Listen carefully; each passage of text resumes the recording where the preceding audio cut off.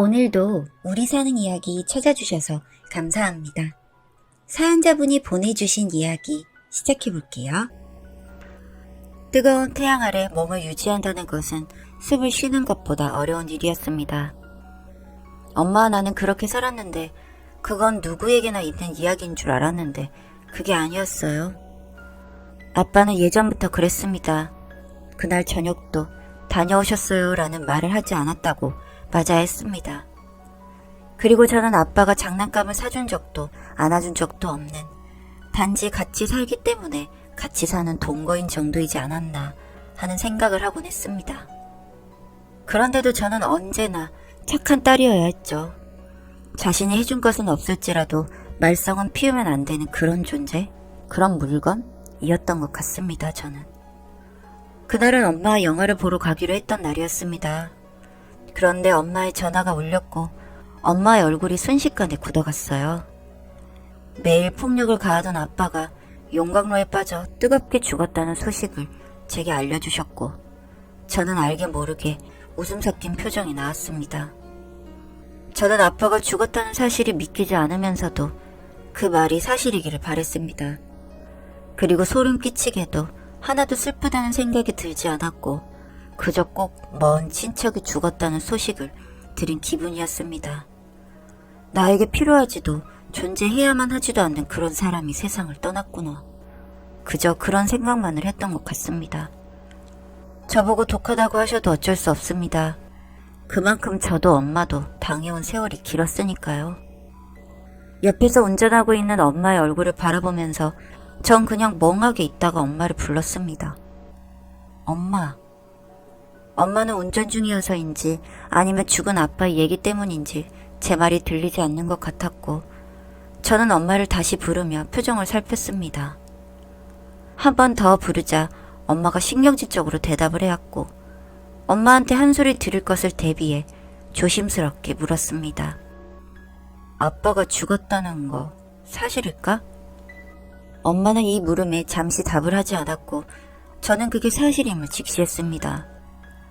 전 언제 터질지 모르는 답변을 기다리며 창문에 기대 눈을 감았을 때 엄마는 잠깐 고개를 돌리고 이야기를 하셨습니다. 왜? 사실이 아니었으면 좋겠어? 잘 모르겠어. 근데 진짜 죽은 게 사실이면? 그건 잘 모르겠다. 엄마의 속은 좀처럼 알 수가 없었습니다. 전 가는 내내 어떤 표정을 지어야 할지 모르겠어서 인터넷을 찾아봐야 하나 하는 생각을 했습니다. 울어야 하는 건지 담담하게 있어야 하는 건지 가는 동안 표정 연습을 했습니다. 사람들은 대부분 슬픔에 논다고 했는데 저는 그 우는 행위에 대해서 잊고 산 것 같았으니까요. 저는 아빠가 있을 땐 울면 나쁜 아이가 되기 때문에 울지 않았습니다. 한 대라도 덜 맞기 위해 절대 울지 않았어요. 맞지 않기 위해서 저는 언제나 웃는 방법만 알았습니다. 엄마가 저에게 그러더라고요. 고모에게 전화를 하라고요. 제 입장에서는 결코 하고 싶지 않은 일이었으나 엄마가 시키는 일이었으니 했습니다. 그동안 안 보고 산 시간이 있어서 잊어버린 줄 알았는데 전화를 받자마자 왜 전화했냐는 그 목소리는 잊혀지지가 않았습니다. 그놈이 항상 내뱉는 기분 나쁜 말투. 정말 말 섞기 싫은 사람들이었죠.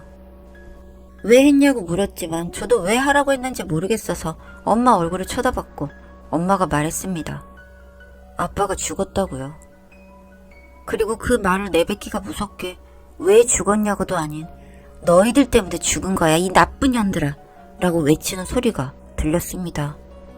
참 매번 들을 때마다 어이가 없었던 말들.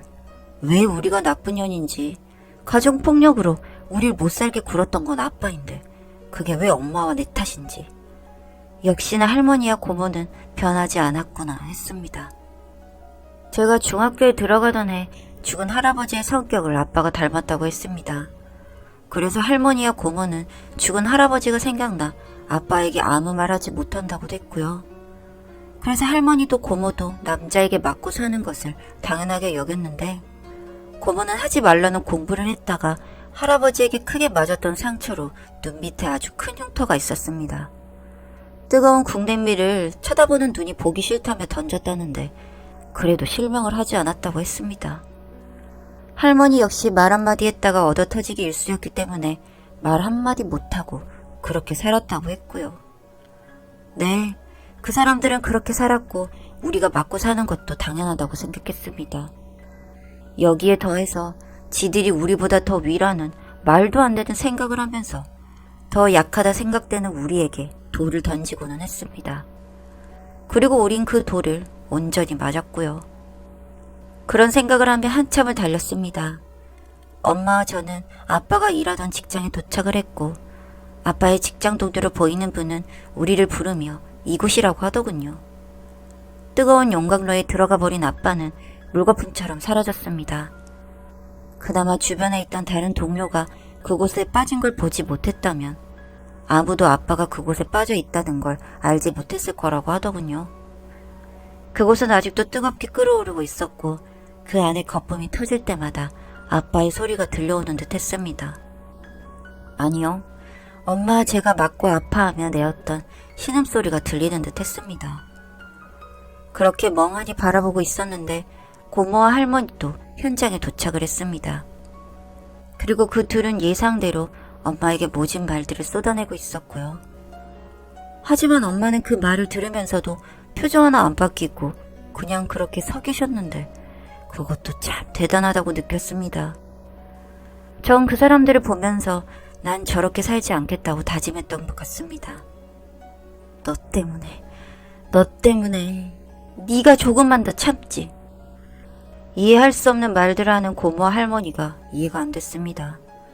대체 이 사람들은 왜 우리 엄마를 이렇게 고통스럽게 하는지, 아빠가 죽은 게 왜 엄마 탓인지 정말이지 이해가 되질 않았습니다. 그렇게 그 사람들은 한참을 말인지 무엇인지 모를 것들을 내뱉었고 그러다가 어떤 말을 들었습니다. 너는 사람이 죽었는데 울지도 않니? 독한 년. 네가 맞고 살아온 세월이 억울할진 몰라도 그래도 너 혼자 미움으로 애 키우며 살 수 있었을 것 같니? 그렇게 내 새끼 피 빨아먹고 살더니 결국엔 이렇게 보내는구나. 아주 나쁜 년. 이제서야 대충 왜 엄마가 저런 소리를 듣고서도 가만히 있어야 했는지 알 수 있었습니다. 그렇게 그 이야기를 곱씹고 있던 중 할머니와 고모가 엄마가 아닌 다른 사람에게 이야기를 시작하는 걸 들었습니다. 제발 이것들을, 내 아들이 있는 이것들을 쓰지 말아달라며 울며 말했습니다.